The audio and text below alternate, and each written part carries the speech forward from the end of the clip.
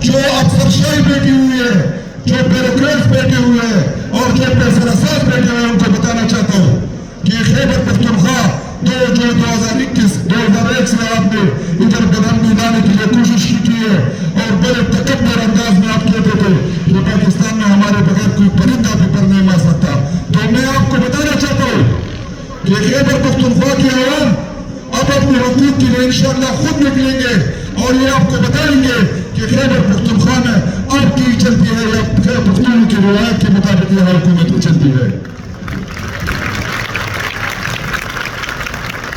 میں ان لوگوں کو بھی بتانا چاہتا ہوں جو پنجاب میں بڑے آرام سے بیٹھے ہیں کہ پختونوں پہ ظلم ہو رہا ہے. ظلم ہم پہ نہیں ہو رہا ہے, ظلم پاکستان پہ ہو رہا ہے, ظلم آپ کے پیچھے بھی آئے گا.